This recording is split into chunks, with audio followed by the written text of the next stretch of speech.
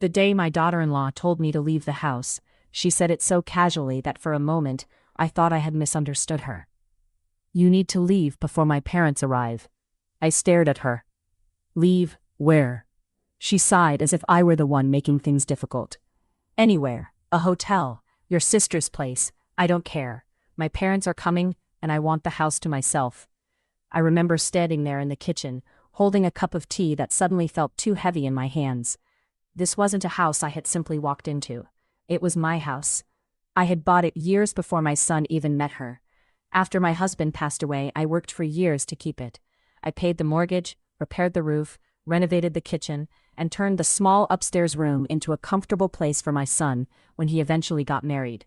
And when my son introduced me to Emily, my daughter-in-law, I welcomed her with open arms. I thought I was gaining a daughter. I had no idea I was slowly becoming a problem she wanted removed. At first, Emily was sweet. She called me Mom. She asked for my recipes. She even told her friends that she was lucky to have a mother-in-law who gave her space. But little things began changing. My photos disappeared from the living room. My favorite chair was moved upstairs. Then one morning, Emily told me she thought the house looked too old-fashioned. I laughed it off. I didn't realize those little changes were warnings. Then came the day she stood in front of me and delivered her message. "My parents are visiting for a few weeks," she said. "They need the guest room." I smiled. "Of course, I can stay in my room." She shook her head. "No, I mean, you need to leave." My heart sank. I looked toward my son, expecting him to say something, but he wasn't there. He had already left for work. And Emily knew exactly what she was doing. She wasn't asking me, she was ordering me. What she didn't know was that I had discovered something about the house the night before. Something that would completely change the balance of power. And before her parents arrived that afternoon, I was about to make one decision Emily never expected. I went upstairs quietly after Emily walked away. I closed my bedroom door and sat on the edge of my bed. For the first time since my husband died, I allowed myself to cry. Not because I had nowhere to go. I could have stayed with my sister. I could have booked a hotel. I could have walked away. But I couldn't understand how the little boy I had raised could stand by while his wife told his mother to leave her own home. I called my son. He answered quickly. "Mom, what's wrong?" I asked him directly. "Did you know Emily wants me out of the house?" There was silence. Then he said quietly, "Mom, it's temporary." Temporary. That word broke something inside me. How temporary? She just wants her parents to be comfortable. I looked around my bedroom. The walls held photographs of my life. My husband's old watch sat on the dresser. My son's childhood trophies were still in the closet.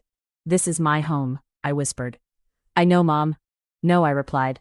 "I don't think you do." He promised he would talk to Emily. But before he could do anything, I heard a knock on my bedroom door. It was Emily. She entered without waiting. "My parents will be here in 3 hours." I looked at her calmly. "I know. So you should start packing." I stared at her. Then I asked the question I had been avoiding. "Emily, why do you want me gone so badly?" She folded her arms. "Because this is our home now." I almost laughed. "No, it's your husband's home, and his mother owns it." Her expression changed. For the first time, she looked nervous.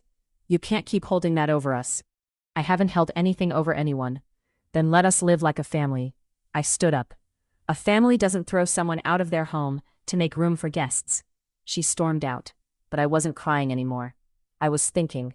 The night before, while looking through old property papers, I had found something Emily clearly didn't know about. Years earlier, when my husband and I bought the house, I had placed it entirely in my name. After my husband's passing, I had updated the documents.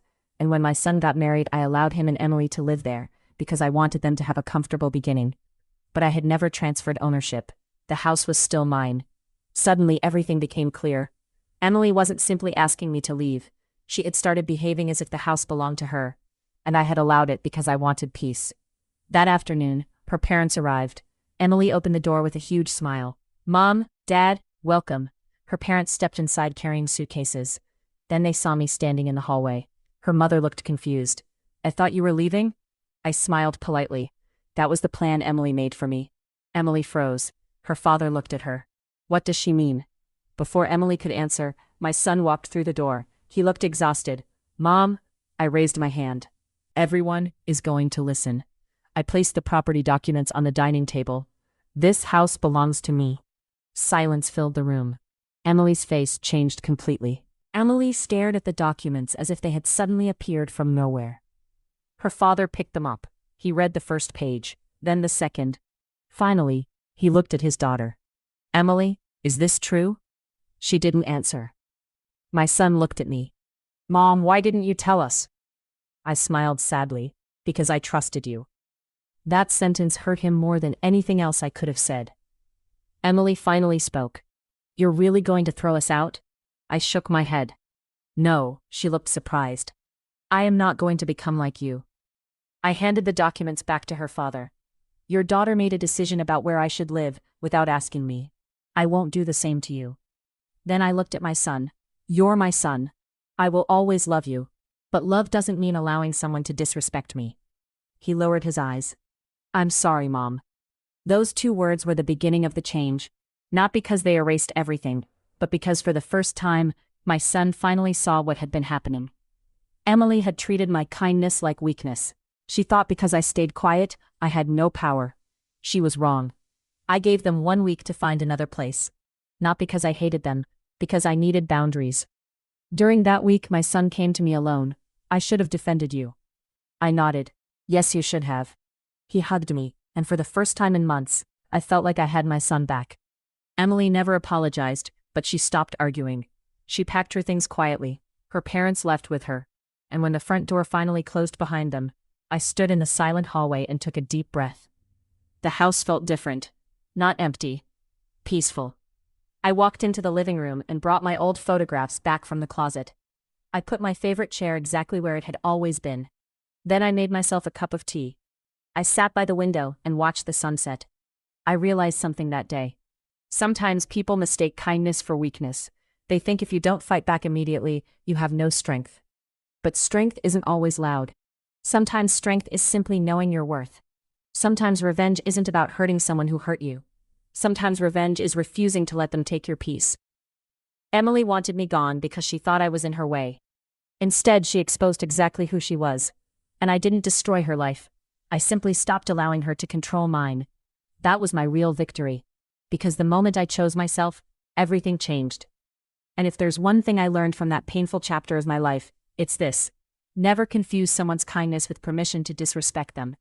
You can love your family. You can forgive them. You can even give them another chance. But you should never have to disappear from your own life just to make someone else comfortable. I stayed, I stood my ground, and in the end, I didn't lose my family.